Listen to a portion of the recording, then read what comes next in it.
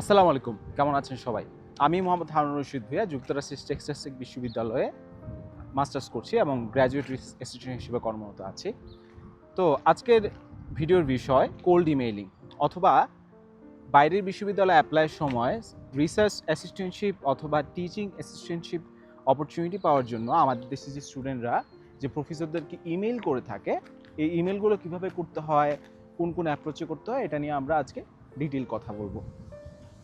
তো প্রথমে আসি আমাদের যে ইমেলগুলো আমরা স্টুডেন্ট হিসেবে লিখি বাইরের দেশের প্রফেসরদের, এটার কনস্ট্রাকশন নিয়ে।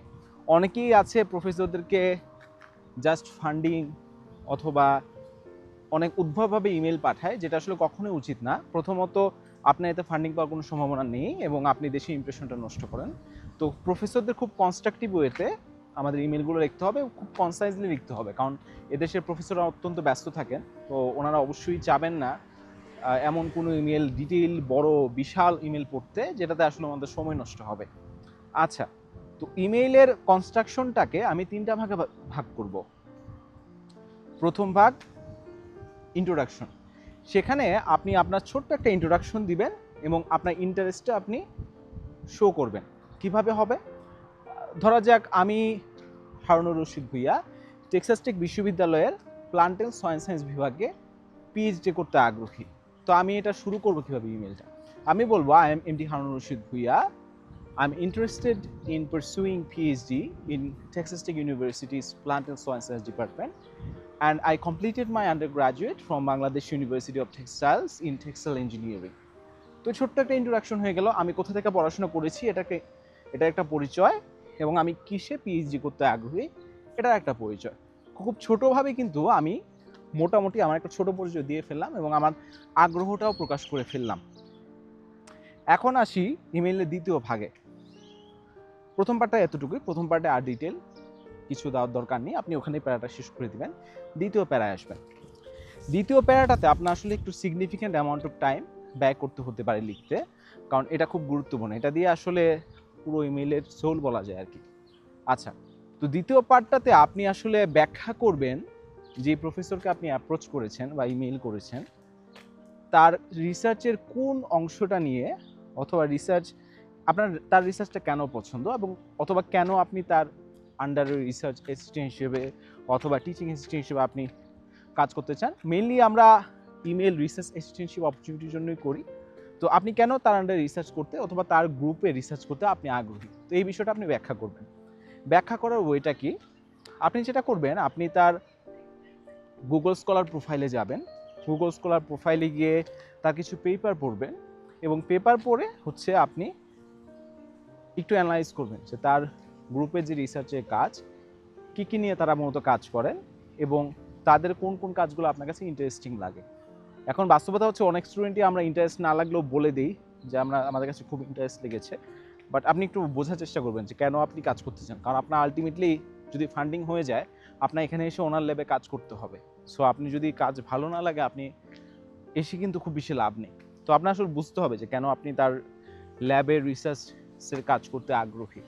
তো আপনি এটা খুব সুন্দরভাবে ব্যাখ্যা করবেন এখানে যে তার রিসার্চ পেপারে পড়েছেন, ওই পেপারের এই অংশটা আপনার ভালো লেগেছে, একটা দুটো পেপারে মেনশন করতে পারেন, এবং আরও বলবেন যে এই বিষয়গুলো নিয়ে আপনার অনেক জানার ইচ্ছা আছে। তো আপনি খুব গুছিয়ে ব্যাখ্যা করার চেষ্টা করবেন যে কেন আপনার তার রিসার্চ কাজ ভালো লাগে। এটা হচ্ছে প্রথম কথা। দ্বিতীয় কথা হচ্ছে আপনাকে উনি কেন নেবেন একজন রিসার্চ অ্যাসিস্ট্যান্ট হিসেবে।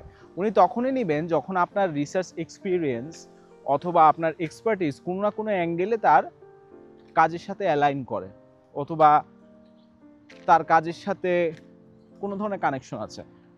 তো আপনি হচ্ছে আপনার যে পূর্ব রিসার্চ এক্সপিরিয়েন্স আছে অথবা আপনার যে পূর্ব ওয়ার্ক এক্সপিরিয়েন্স আছে, যা কিছুই হোক, সেদিক দিয়ে ব্যাখ্যা করার চেষ্টা করবেন যে কেন আপনার রিসার্চ এক্সপিরিয়েন্স পূর্বের অথবা আপনার ওয়ার্ক এক্সপিরিয়েন্স যেটাই হোক, সেটা ওনার লেভে একটা ভালো অ্যাসেট বানাবে আপনাকে, অথবা আপনি তার রিসার্চের প্রজেক্টগুলোতে কন্ট্রিবিউট করতে পারবেন।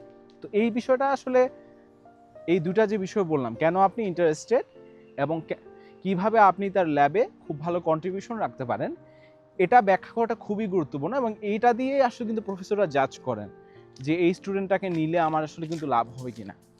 তো এর সাথে আরও একটা বিষয় আছে, এটা আসছি, তবে গুরুত্বপূর্ণ কিন্তু সবচেয়ে বেশি এটাই, যে বোঝাতে পারা যে আপনি কেন এটাতে জেনুইনলি ইন্টারেস্টেড অ্যান্ড আপনি কিভাবে তার ল্যাবে একটা ভালো অ্যাসেট হিসেবে থাকতে পারেন। তো এটা হলো আমাদের দ্বিতীয় ধাপ অথবা দ্বিতীয় প্যারা ইমেইলের। এই পার্টটা আমরা খুব গুছিয়ে লিখবো এবং আমরা এটাতে যথেষ্ট সময় দিব, প্রফেসরদের জাস্ট র্যান্ডমলি লিখে পাঠিয়ে দিব না। ইমেইলে যে তৃতীয় পার্টটা সেটা হচ্ছে, এটা আসলে অপশনাল, অনেকে এটা ফলো করে অথবা করে না, আপনাদের উপর ছেড়ে দিচ্ছে, আমি ফলো করতাম। তো ইমেইলের তৃতীয় অংশে আপনি যেটা করবেন, আপনার প্রোফাইলে একটা ওভারঅল সামারি দিবেন এবং প্রত্যেকটা প্যারার মধ্যে কিন্তু একটা ফ্লো থাকতে হবে। র্যান্ডমলি আমি একটা প্যারা শেষ করলাম এবং ঠাস করে অন্য একটা টপিকে চলে গেলাম এরকম না, একটা ফ্লো এর মধ্যে রাখতে হবে আপনার। তো আপনি তৃতীয় প্যারাতে যেটা নিয়ে আলাপ করবেন, আপনি হচ্ছে আপনার, যেহেতু আপনি বলেছেন সেকেন্ড প্যারা শেষে যে আপনার রিসার্চ এক্সপিরিয়েন্স কীভাবে হচ্ছে ওনার ল্যাবে আপনাকে ভালো অ্যাসেট বানাতে পারে, তো তৃতীয় প্যারা আপনি আপনার প্রোফাইলে একটা ওভারঅল সামারি দিবেন। আপনি তো অবশ্যই সিভি ওনাকে ইমেইলে পাঠাচ্ছেনই অ্যাটাচমেন্ট হিসেবে, কিন্তু আপনি প্রফেসরদের সিভি পুরোটা পড়ে দেখার সময় নাও থাকতে পারে। তো আপনি ছোট্ট একটা গ্লিমস দিয়ে দিবেন আপনার প্রোফাইলে। ধরা যাক আপনার সিজিপিএ কি, আপনার পেপার কয়টা আছে, অথবা আপনার আইএলজিআর স্কোর কি, অথবা আপনার কোনো সিগনিফিকেন্ট ওয়ার্ক এক্সপিরিয়েন্স আছে কি না ওই টপিকে। তো এই ছোটোখাটো কয়েকটা বিষয় আপনি অল্প করে মেনশন করে দিবেন। তাতে কি হবে, প্রফেসর ইমেলটা পড়ার সময় একটা গ্ল্যান্সে আপনার প্রোফাইলে একটা ঝট করে একটা ওভারঅল ইভালুয়েট করে ফেলতে পারবেন এবং এতে আসলে ওনার সময় বাঁচবে এবং উনি এতে করে খুবই ইন্টারেস্টেড হতে পারেন আপনার ফুল সিভিটা পড়ে দেখার জন্য। তো এটা খুব ভালো একটা টিপস আমি মনে করি যে আপনি যদি ছোট্ট একটু প্রোফাইলে গ্লিমস দেখান ইমেলের ভিতরে, তাহলে কিন্তু প্রফেসর ইন্টারেস্টেড হলেও হতে পারেন। আচ্ছা, তো আপনি এগুলো দিয়ে একটা ছোট গ্লিমস দিলেন, আপনার প্রোফাইলে ছোটোখাটো ওভারঅল একটা সামারি দিলেন এবং তারপর আপনি যে কাজটা করবেন, আপনি ইমেলটা শেষ করবেন এবং ইমেলের শেষে আপনি লিখবেন হচ্ছে যে আমি অবশ্যই ইন্টারেস্টেড আপনার আন্ডারে কাজ করতে এবং আমি খুব খুশি হব যদি আপনি রিপ্লাই করেন যে আপনার কাছে কোনো অপরচুনিটি আছে কি না। এভাবে আপনি ব্যাখ্যা করবেন। এমনভাবে ডোন্ট সে ফান্ডিং, যে if you have any funding give it to me, it sounds that your greedy. তো আপনার যেটা করা দরকার সেটা হচ্ছে যে অ্যাসিস্ট্যান্টশিপ অপরচুনিটি চাওয়া। মানুষের কাছে কাজ চাওয়াটা ইম্পর্টেন্ট, কাজের বিনিময়ে বেতন অটোমেটিকলি আসবে। আপনি যদি বেতন চান, that doesn't sounds nice without having any effort.